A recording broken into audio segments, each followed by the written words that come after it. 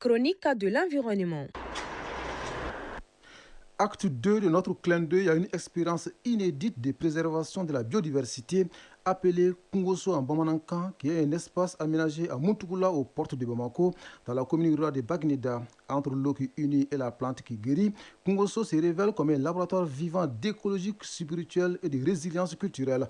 Visite guidée de 2 sites clés, à savoir le jardin thérapeutique et l'espace de l'eau, sous la conduite de Agibou Koulibaly qui signe la chronique de l'environnement. Keneya Nako, littéralement la maison de la santé, est un espace de transmission où la médecine traditionnelle retrouve ses lettres de noblesse en préservant la forêt.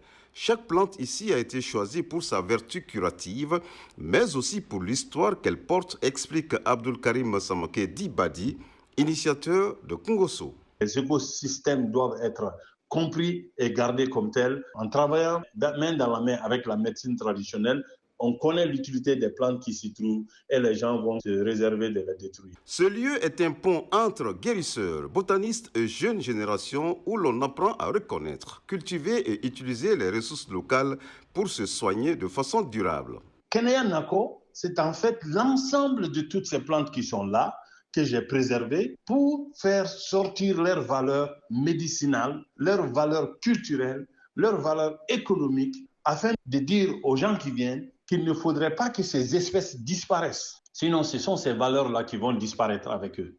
Donc moi, je suis en train de garder ces espèces-là pour pouvoir en avoir les pépinières. Une fois que les gens connaissent leurs valeurs, ils veulent en avoir soit pour les jardins à domicile ou dans leur propre champ pour avoir des espaces aménagés comme jardin thérapeutique. On va faire proliférer ces espèces-là, les reproduire pour les distribuer. Non loin de là, Djikumbe, là où l'eau se rencontre, incarne la dimension spirituelle et collective de l'élément liquide.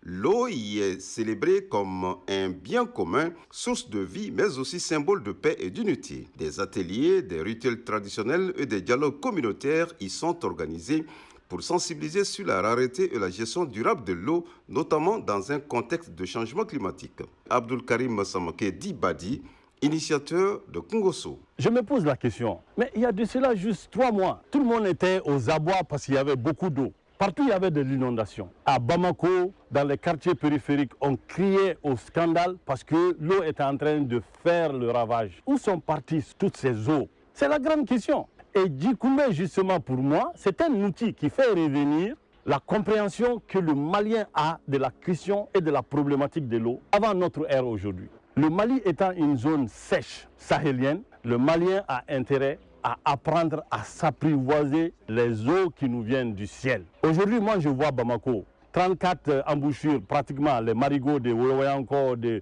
Nyamankoro, de Diafarana, de Bankoni et autres, de Yirimadjo. Mais pourquoi ces eaux n'aboutissent pas à des grands trous, des réceptacles, où on va à la rencontre de cette eau et on la garde? Donc la réalité est que quand je dis Djikumbe, je suis en train de faire revenir certains éléments qui nous butent la problématique de l'eau. Donc regardez ce bas-fond qui traverse Kungoso. Aujourd'hui seulement à 8 km, il se jette au fleuve Niger. Les habitants de Nonimbougou qui ne sont pas loin d'ici, moi je suis à Tchégana, les habitants de Tchégana, les habitants de Dialagrobougou et de Dougoufanabou, les habitants de Kobala et de Nyamana, tout ce qu'ils sont en train de faire avec ce cours d'eau-là, ça va aboutir dans le fleuve Niger. Et c'est ce fleuve Niger aujourd'hui dont on a sonné l'alarme pour dire que la qualité de l'eau est dérisoire et que c'est en train d'être pollué. À travers Keneya Nako et Djikumbe, Kungoso nous rappelle une vérité essentielle. Protéger l'environnement, c'est aussi protéger notre mémoire, notre santé et notre lien au vivant. Dans un monde en quête de repères, ces espaces